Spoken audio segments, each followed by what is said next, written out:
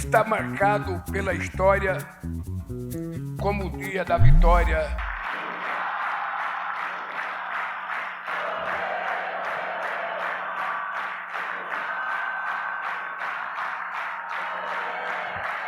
Eu, primeiro, quero desejar a todos vocês, mulheres e homens presentes nesse ato, dia 8 de janeiro, um feliz ano novo.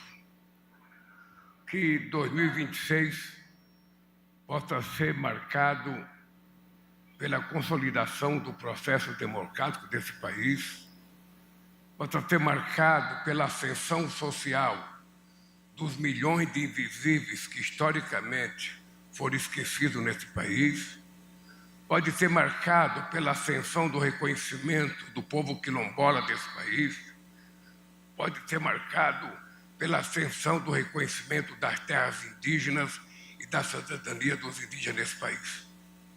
Como pode ser marcado pela nossa luta incansável em defesa de um clima saudável para toda a sociedade brasileira, a sociedade mundial. Eu que não costumo ler nominata, hoje eu vou ler a minha nominata, porque tem muitos ministros aqui, tem 3 governadores que eu estou vendo aqui, tem senadores aqui que eu estou vendo, então eu vou ler a nominata no reconhecimento à presença de vocês, porque eu sei que muitos de vocês estavam de férias. Uma férias merecida depois de um ano de muito trabalho.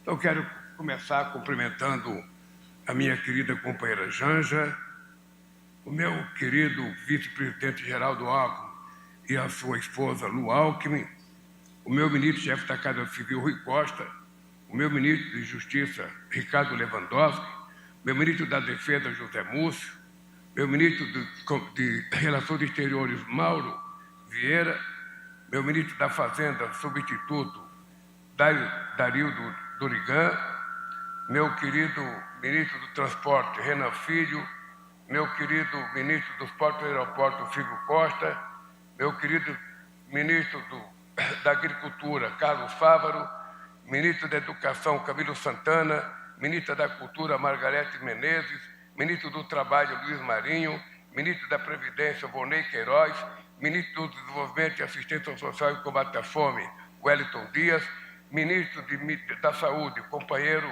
Alexandre Padilha, meu querido ministro de Empreendedorismo e Micro e Pequena Empresa, companheiro Márcio França, meu querido Alexandre Silveira, ministro de Minas e Energia, meu querido Gustavo José Guimarães, substituto do Planejamento e Orçamento, minha querida Esther Dweck, da Gestão e Inovação em Serviços Públicos, meu caro amigo, querido Frederico Siqueira, ministro das Comunicações, minha querida Luciana Santos, ministra da Ciência e Tecnologia, minha querida Marina Silva, ministra do Meio Ambiente, meu querido André Fufuca, ministro do Esporte, Gustavo Feliciano, ministro do Turismo, Valdez Góes, ministro da Integração e Desenvolvimento Regional, Paulo Teixeira, do Desenvolvimento Agrário, Jade Filho, das Cidades, companheiro Rivelta Hépio Araújo, ministro substituto da Pesca, Márcia Lopes, ministra das Mulheres, Aniele Franco, ministra da Igualdade Racial, Macaé Evaristo, ministra dos Direitos Humanos, Sônia Guajajara, ministra dos Povos Indígenas, Guilherme Bolo, da Secretaria-Geral da Presidência da República, Marco Antônio Amaro, Gabinete de Segurança Institucional, Gleisi Hoff, ministra da Secretaria das Relações Institucionais, Sidônio Palmeira, ministro da Comunicação Social da Presidência da República, Jorge Messias, ministro da Advocacia Geral da União, Vinícius Carvalho, ministro da Controladoria Geral da República. Quero cumprimentar o meu querido, sempre ex-ministro, embaixador Celso Amorim. Quero cumprimentar os governadores Jerônimo Rodrigues, governador da Bahia, o Eumano de Freitas, governador do Ceará, Fátima Bezerra, do Rio Grande do Norte, o senador Randolfo Rodrigues, líder do governo, o senador Jacques Wagner, o senador Beto Faro, o senador veneziano que está aqui como vice-presidente do Senado, o deputado federal José Guimarães, líder do governo, os deputados federais Ayrton Faleiro, Alencar Santana, Aliel Machado, Ana Paula Lima, André Janones, Benedita da Silva, Camila Jara, Dayana Santos, Daniel Almeida, delegada Adriana Corse, Dilvada Faro, Érica Cocai, Juscelino Filho, Lindeberg Farias, Odair Cunha, Paulo Guedes, Pedro Cusai, Reginaldo Veras, Luciane Cavalcante, Valmir Assunção, deputado Vicentinho e deputado Zeca Disseu. Quero cumprimentar a presença aqui do nosso querido companheiro Marcos Olsen, comandante da Marinha, do general Tomás, comandante do Exército, do brigadeiro Marcelo Damasceno, comandante da Aeronáutica, e do almirante Renato de Aguiar Freire, chefe do Estado-Maior do Conjunto das Forças Armadas, e do brigadeiro Francisco Joseli, presidente em exercício do Superior Tribunal Militar, ministro Freire Pimenta, presidente em exercício do Tribunal Superior do Trabalho, presidente de bancos oficiais, Aloysio Mercadante, do BNDES, Luiz Cláudio Lessa, presidente do Banco da Amazônia, Marco Baziano Rocha, presidente substituto da Caixa, Andrei Rodrigues, diretor-geral da Polícia Federal, Décio Lima, diretor-presidente do SEBRAE, Jorge Viana, presidente da Agência Brasileira de Promoção, a nossa querida Apex, Sargento Marcelo Moraes, policial militar do Distrito Federal, companheiras e companheiros. Se eu esqueci alguém, desculpem, porque não estava na minha nominata. Falta aqui convidar os companheiros dirigentes sindicais, representantes das centrais sindicais. Como eu não estou com a nominata aqui na mão, eu peço desculpa de não citar um nome que não vai me agradecer porque eu citei, mas o que eu esqueci vou me criticar. Então, eu peço desculpa a vocês, os companheiros das centrais sindicais aqui presentes. Obrigado pela presença de vocês e obrigado pela presença do povo que veio aqui e o povo que está lá fora, que não pôde entrar aqui dentro.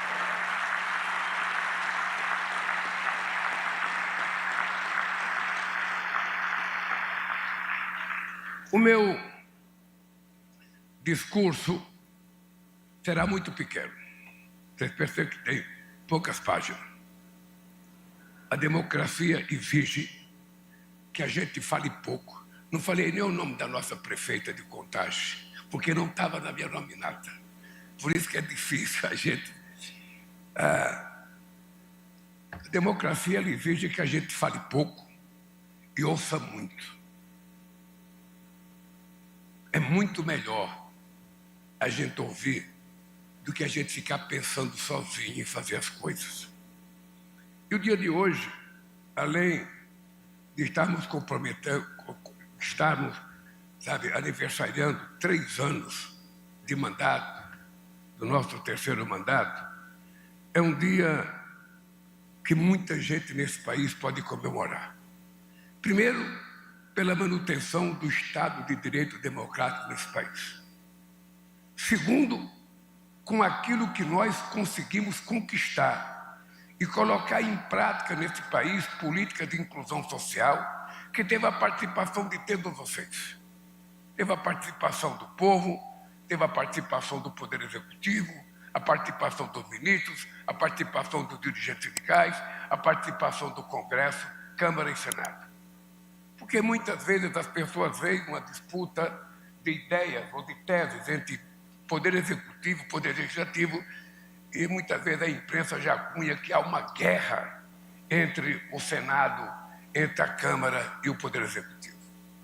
O que nós provamos nesses 3 anos de mandato é que a democracia ela é a arte do impossível e ela é a arte da competência, da convivência democrática na diversidade.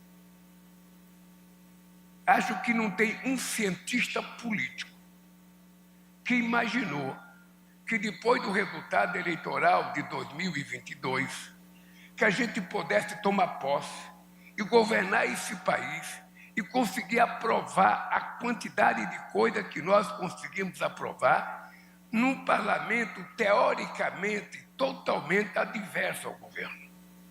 A nossa bancada chegou ao Congresso com 69 ou 70 deputados. Se somar toda a esquerda, não chegamos a 130, 140. Ou seja, num Congresso de 513 deputados e 81 senadores, quando o meu partido só tem 9. E mesmo assim, nós conseguimos aprovar coisas que muitos governantes que tiveram mais muitas vezes a maioria do Congresso Nacional não conseguiu aprovar. Eu poderia começar dizendo para vocês os meus agradecimentos pelo fato da gente ter aprovado a PEC da transição. A PEC da transição é uma coisa que poderia entrar no Guinness Book, pela competência política e pela tolerância política de todos os envolvidos. Porque o dado concreto é que a PEC da tolerância fez com que, pela primeira vez na história da humanidade e da democracia, alguém começasse a governar antes de tomar posse. E foi isso que permitiu a PEC da transição, garantindo que nós pudéssemos ter o dinheiro para melhorar a quantidade de dinheiro para a saúde, para melhorar a quantidade de dinheiro para a educação e para pagar, inclusive, uma parte da dívida deixada pelo outro governo. E vocês perceberam que nós não ficamos falando mal do outro governo. Quem condenou a minha transição foi o Alckmin. E a transição apenas retratou com a fidelidade aquilo, porque quando a gente é eleito, a gente não é eleito para ficar falando mal do que estava. A gente é eleito para fazer as coisas que ele não soube fazer. E fazer com mais competência. E é isso que nós nos propusemos a fazer. Por isso, eu fico muito feliz quando a gente pode constatar que a gente vive a menor inflação acumulada dos últimos 4 anos da nossa história. Parece impossível, Cristóvão Buarque, mas nós conseguimos esse feito. É a menor inflação acumulada em 4 anos desde o Plano Real.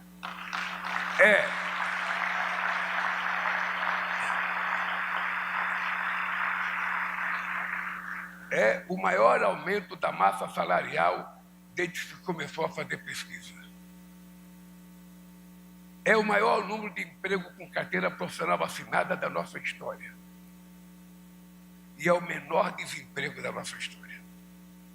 Se eu for falar de cada ministério, e a gente vai ter que mostrar esse ano ao povo brasileiro, uma comparação, o que foi esses 3 anos com os 8 anos antes de nós, para que a gente possa fazer uma fotografia para cada pessoa saber o que aconteceu nesse país.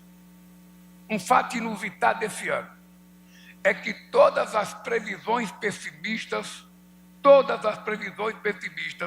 faladas no mês de janeiro, que as coisas não iam dar certo no Brasil, todas foram derrotadas.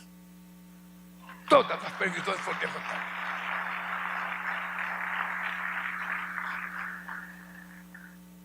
E quem estiver apostando outra vez no negativismo, vai perder outra vez.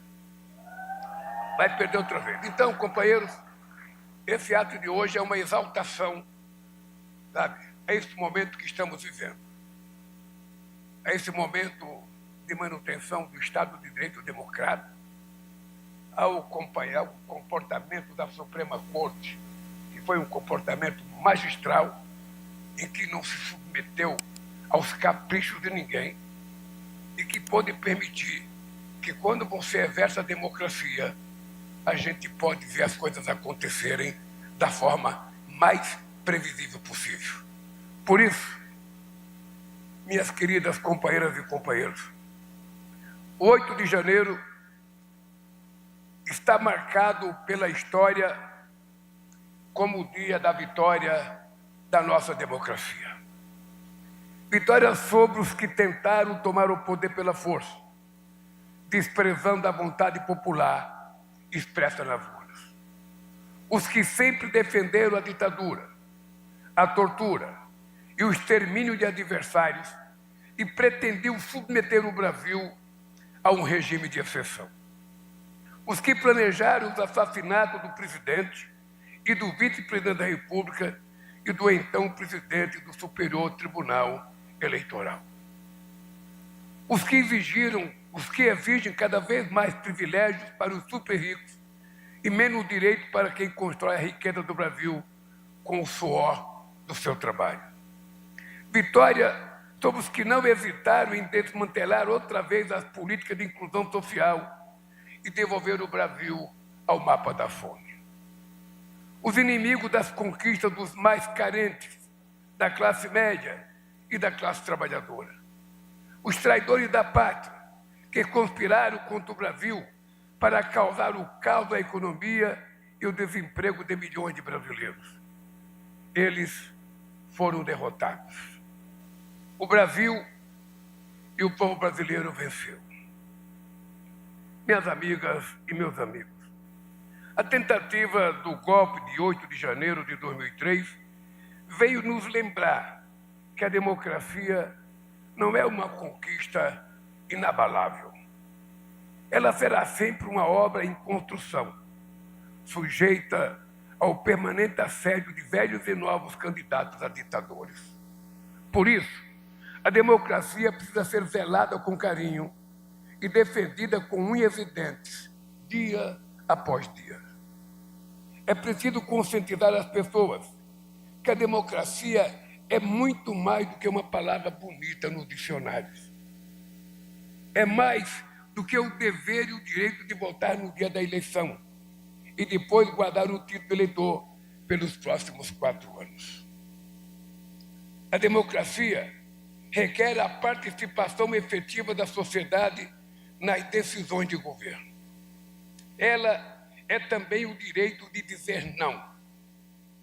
A verdadeira democracia exige a construção de um país cada vez mais justo e menos desigual, com mais direitos e menos privilégios.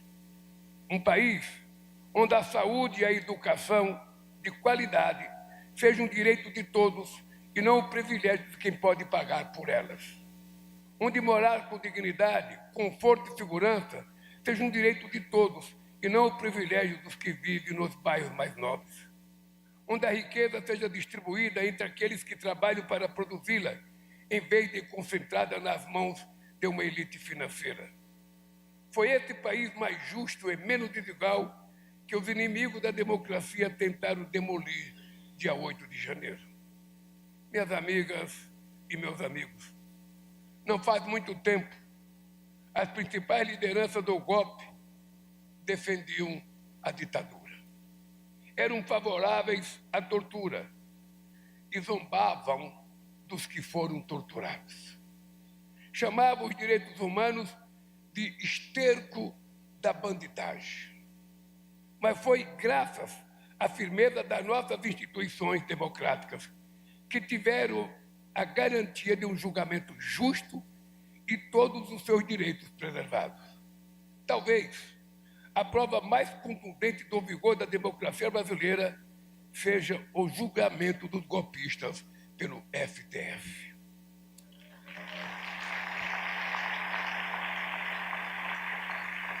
Todos eles tiveram amplo direito de defesa.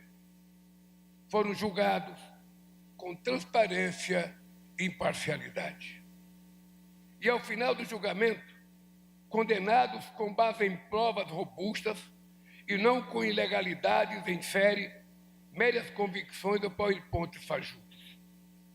Por isso, quero parabenizar a Suprema Corte pela conduta irrepreensível ao longo de todo esse processo.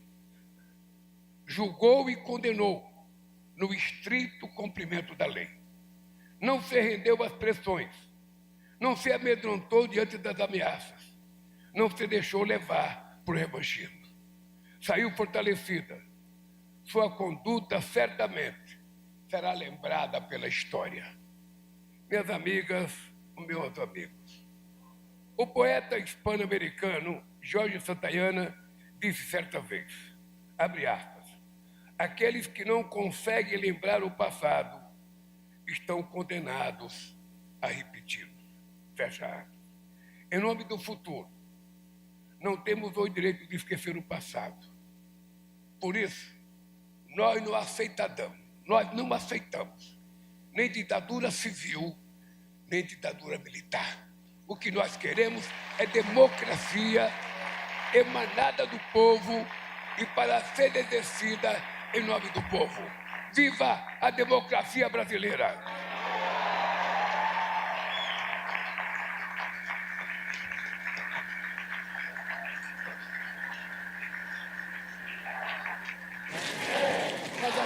Neste momento, O presidente da República, Luiz Inácio Lula da Silva, assina veto integral.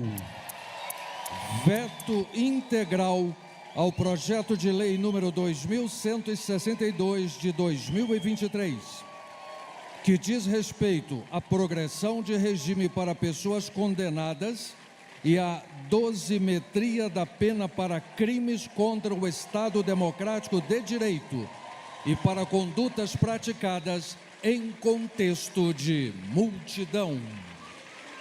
Em seguida, a assinatura, o presidente da República descerá a rampa do Palácio do Planalto.